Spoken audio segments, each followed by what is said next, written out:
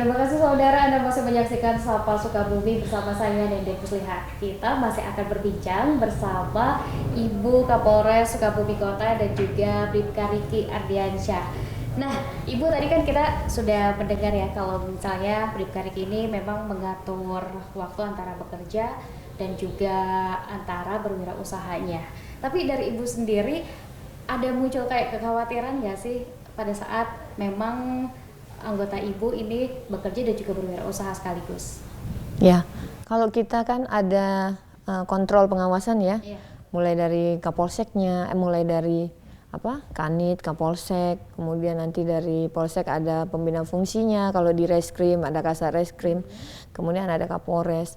Yang sejauh ini Bribka Riki bagus ya, tidak pernah meninggalkan dinasnya, dan beliau kan juga tadi udah cerita bahwa pemberian pakan untuk ternak bebeknya itu dilakukan sebelum dia masuk kantor jam 7 ya. Nah, kita di sini apelnya jam 8 pagi. Kemudian kalau misalnya kegiatannya tidak ada yang menonjol, jam kerja bisa pulang ya kan. Jam-jam 5 sore itu beliau bisa pulang dan memberi pakannya untuk sore hari ya.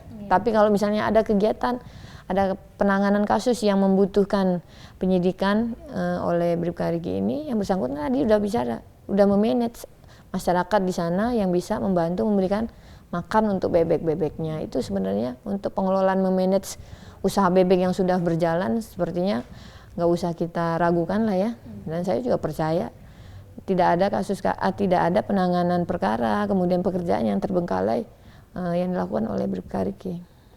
Iya, nah kalau misalnya memang dari penanganannya sudah bagus ya Bu ya, dari manajemennya sudah bagus, kira-kira kalau untuk usahanya sendiri, ini yang pernah tercapai ini sejauh mana sih Pak? Kalau untuk penjualan gitu? Betul. Nah, kalau penjualan ya mungkin paling keluar kota seperti ke Bogor ataupun ke Depok. Tapi untuk telur mentah ataupun telur asin di daerah Sukabumi juga belum terpenuhi. Ya, jadi kebutuhannya sangat tinggi. Jadi makanya saya pengen ngajak masyarakat di sini, ayo kita beternak bebek, ya, karena sangat ekonomis gitu. Jadi penjualannya pun mudah. Betul. Tapi sebelum yang tadi ada peternakan bebek, terus juga telur juga ya yang memang dihasilkan. Apakah ada peternakan lain yang Bapak rawat di rumah? Kalau peternakan tidak, tapi saya di bawahnya itu kan ada perikanan. Nah, saya di bawahnya itu ada perikanan ikan bawal. Ya, di atas kandang itu, di bawahnya itu kita bikin kolam.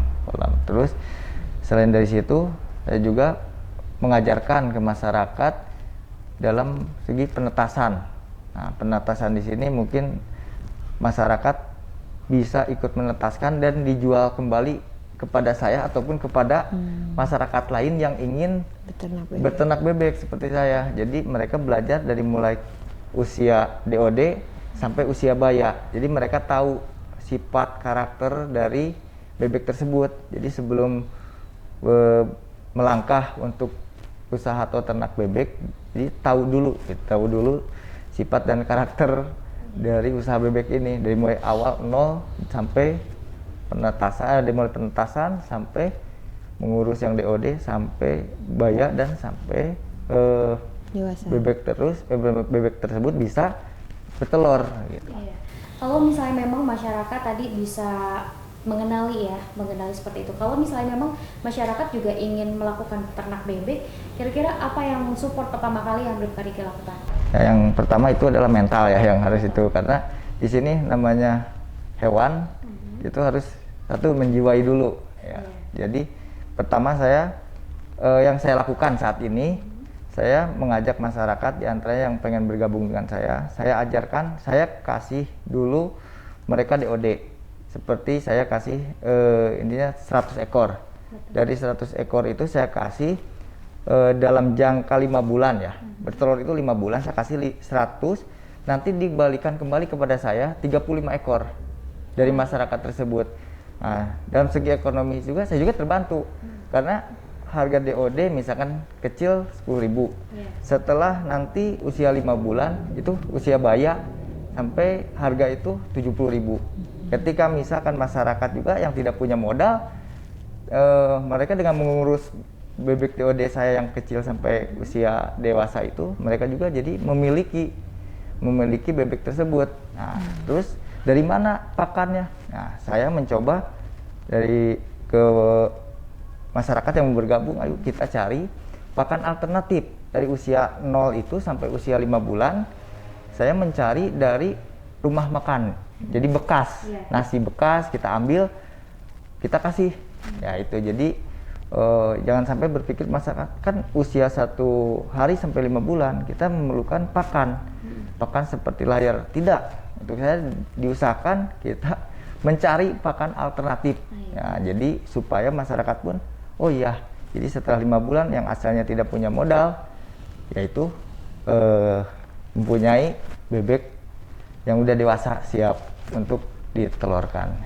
Nah, kalau tadi mungkin masyarakat juga diajarkan bagaimana dari merawat ya, kemudian juga sudah sesukses ini nih wirausahanya. Apakah ada strategi yang khusus dalam memasarkan wirausaha ini? Jadi tidak ada strategi khusus ya dalam penjualan terutama telur ya. Tidak ada, karena mungkin sudah pada datang tahu sendiri kalau udah ada kandang di situ dari luar kota ataupun dari daerah sekitar. Pagi itu sudah ada yang mengambil, terutama yang mentah dari pengrajin telur di sekitar Sukabumi. Jadi sangat mudah lah dalam penjualan telur ini. Gitu. Iya. Sekarang saya kembali lagi nih dengan sebagai anggota Reserse Kriminalnya. Apakah pencapaiannya ada di selain berwirausaha tadi? Ya, kalau dalam berdinas, alhamdulillah saya selama ini kan bertugas di anggota reserse. Dan mungkin ada beberapa piagam penghargaan juga dalam pengungkapan kasus. Alhamdulillah dalam beberapa tahun ke belakang juga ada prestasi seperti pengungkapan pembunuhan atau pengungkapan ranmor ataupun seperti pengungkapan uang palsu. Alhamdulillah saya ada apresiasi dari pimpinan juga dalam bidang ya di kepolisiannya ini. Iya.